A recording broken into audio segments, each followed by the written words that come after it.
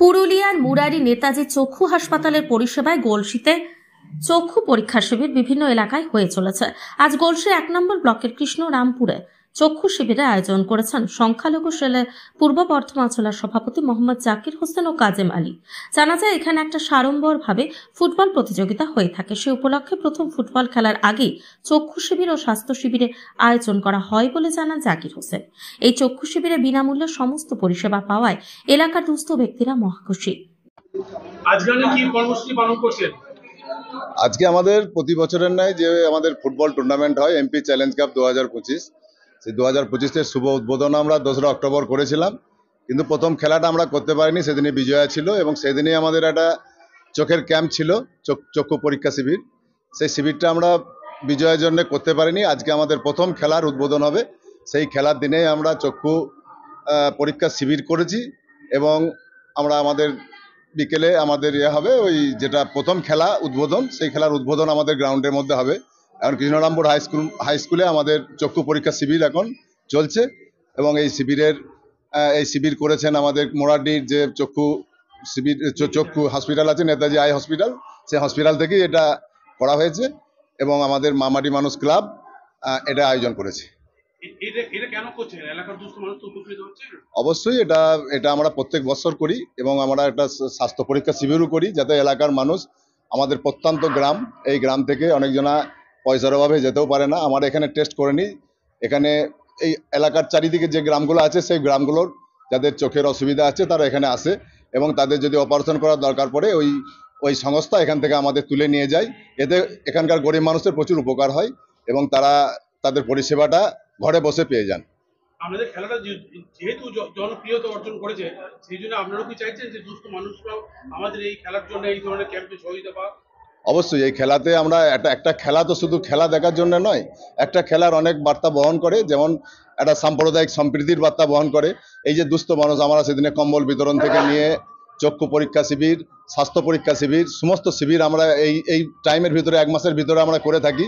আরও অনেক প্রোগ্রাম আছে, আমাদের সাংস্কৃতিক প্রোগ্রাম আছে, যে এইসব মিলিয়ে আমাদের এই ফুটবল উৎসব, যেটা আমরা প্রতিযোগিতা বলতে নারাজ, আমাদের এই ফুটবলটাকে কেন্দ্র করে আমাদের এই এলাকা বলছি 1 নম্বর ব্লকে একটা উৎসবে পরিণত হয়েছে।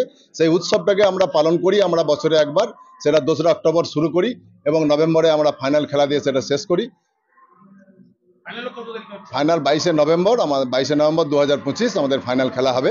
আমাদের যে এমপি চ্যালেঞ্জ কাপ, সেই চ্যালেঞ্জ কাপে আমাদের এমপি হাজির থাকবেন, সেদিনে তিনি উদ্বোধন করবেন ফাইনালের চূড়ান্ত প্রতিযোগিতার, সেই দিনেই আমাদের উদ্বোধন হবে। আমি জাকির হোসেন, সভাপতি, পূর্ব বর্ধমান জেলা সংখ্যালঘু সেল। আপনি চোখের ক্যাম্পটা কত বছর করছেন? আমি প্রায় 6 বছর ধরে করছি চোখের ক্যাম্পটা। কোথায় করছেন এটা? কৃষ্ণরামপুর হাই স্কুলে। কতজন এখানে রোগী হয়? প্রায় 100-150 জন। কি উপলক্ষে করেন? এই আমাদের মামাটি মানুষ ফুটবল ক্লাবের যে খেলাটা হয়, জাকির ভাই যে খেলাটা করায়, তার উদ্যোগেই করি। এতে দুস্থ মানুষ উপকৃত হয়? অনেক উপকৃত হয়। আমার নাম শেখ কাজেম আলী, গ্রাম কৃষ্ণরামপুর। আজকে আপনারা চোখের ক্যাম্প কোথায় করছেন? আজকে আমরা কৃষ্ণরামপুর উচ্চ মাধ্যমিক হাই স্কুলে এই ক্যাম্পটা, চোখের ক্যাম্পটা করছি।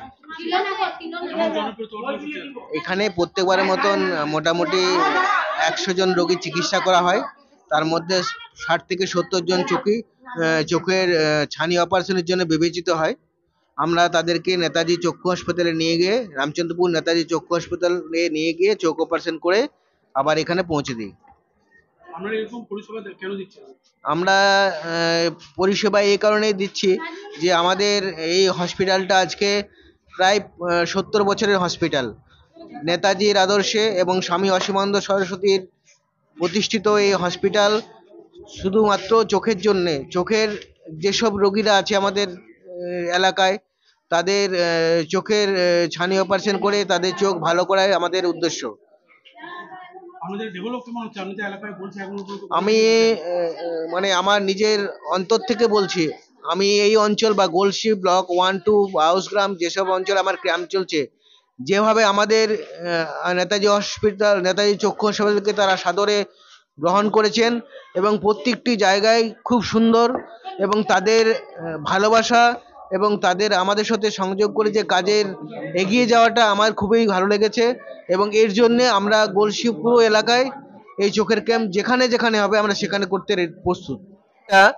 এই হচ্ছে এই 6 নম্বর ক্যাম্প এখানে চলছে। এখানে ওনাদের একটা ফুটবল খেলা প্রতিযোগিতা হয় এবং এই ফুটবল খেলা প্রতিযোগিতার প্রথম দিন যেদিন উদ্বোধন দিন সেদিন থেকে আমাদের এই চোখের ক্যাম্পটা শুরু হয় এবং ফাইনালের দিনও আর একটা ক্যাম্প হয়। এর পেছনে যে মহান ব্যক্তিত্ব রয়েছেন তার নাম হচ্ছে জাকির হোসেন সাহেব।